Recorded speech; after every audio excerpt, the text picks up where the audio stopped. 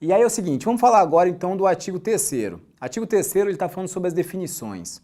Eu não vou aqui discorrer sobre todas as definições, mesmo porque eu acho que a gente tem que se concentrar nas que podem trazer um pouco mais de dúvida.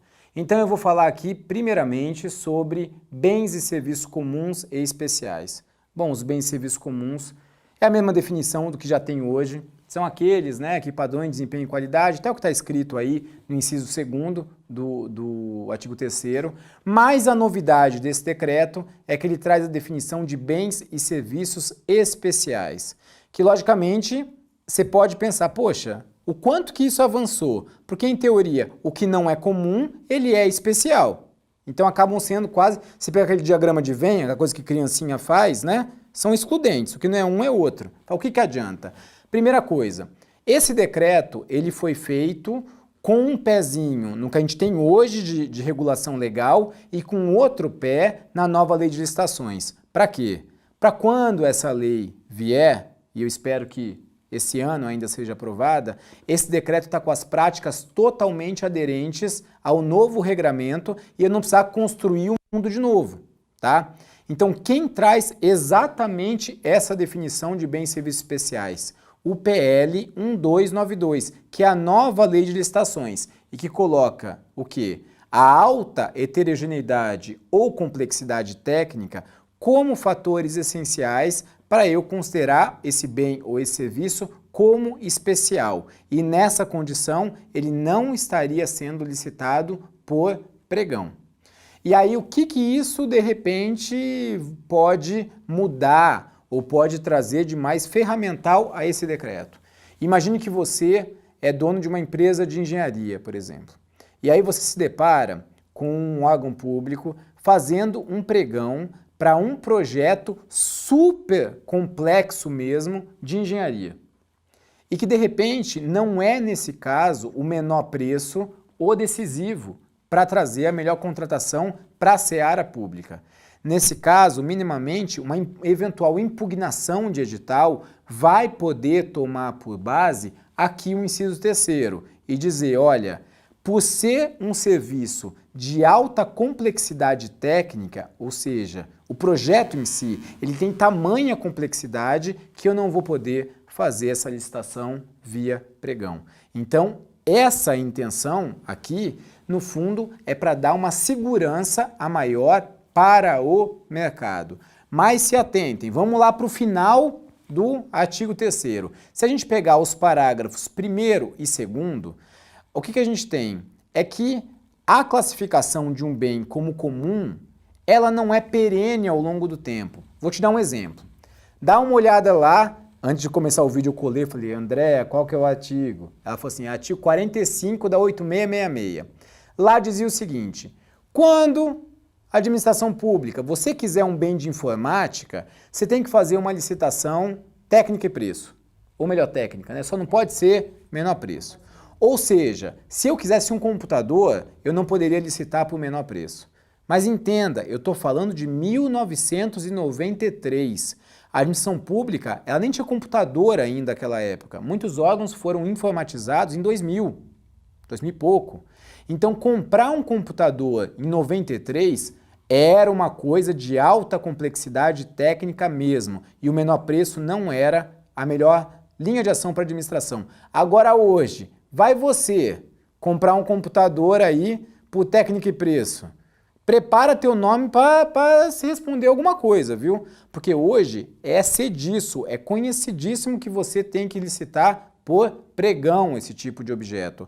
Ou seja, o computador mudou? Não, ele continua complexo, de certa forma. O que mudou? O modo como o mercado entende e vende esse computador.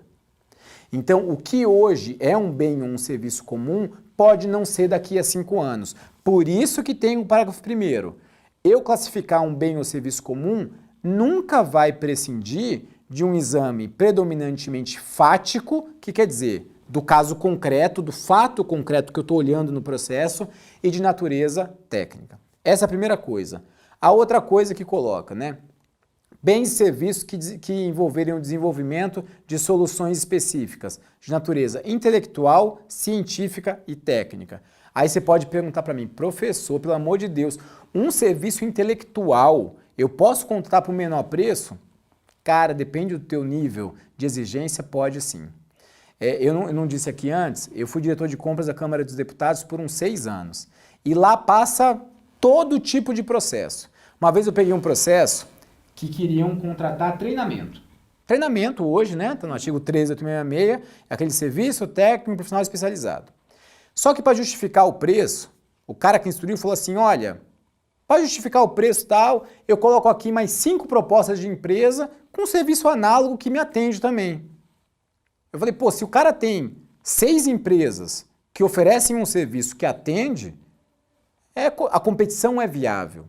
Então entenda, é um serviço intelectual, mas a competição é viável. E se a competição é viável, não é inexigibilidade de licitação, é licitação sim. E se esse bem for comum, e ainda é pregão. Outra coisa, né?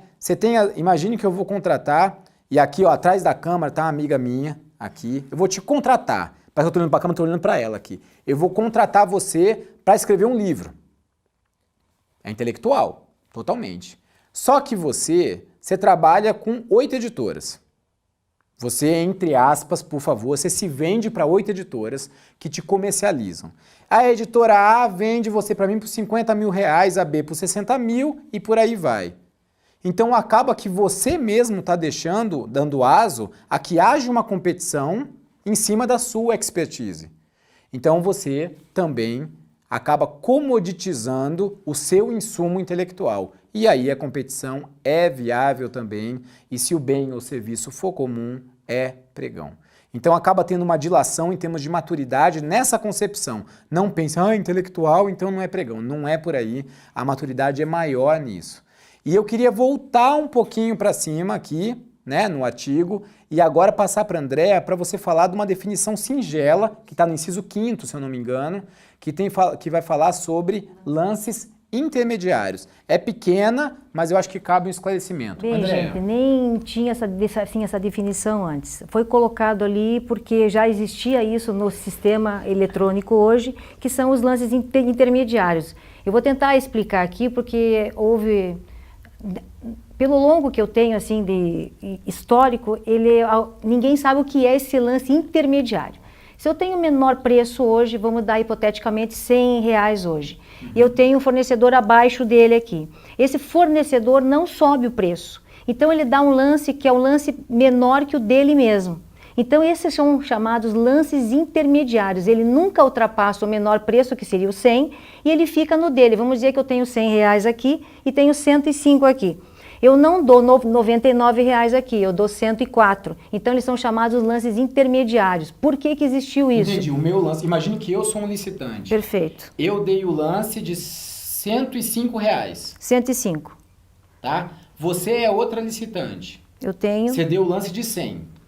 Eu sou o menor preço. Você está ganhando. Tô vencendo. Só que você, o lance de 105 é o intermediário, ou seja, você deu lá 104. Você então não eu posso ultrapassar. Abaixar o meu valor. Você abaixa o seu próprio preço. Você sem não ganhar abaixa de você. Sem ganhar. Você não abaixa o menor preço da licitação. Por que existe isso? 2 motivos assim que eu posso dizer agora.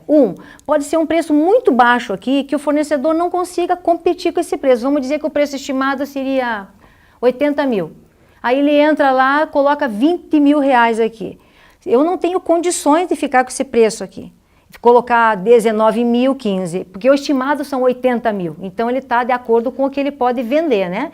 Então o que vai acontecer? Ele fica dando lá 70, 69, 65, então ele começa a competir no lance intermediário dele mesmo, ele nunca ultrapassa o menor preço, ou porque ele já sabe que aquele fornecedor não tem condições de preço, e ele não tem como subir um coelho, eu não queria falar coelho, mas vou falar. É o coelho mesmo, tá, vou falar, é aquele que aterriza o preço, que macula uma licitação toda, eu não queria falar, mas agora você já falou.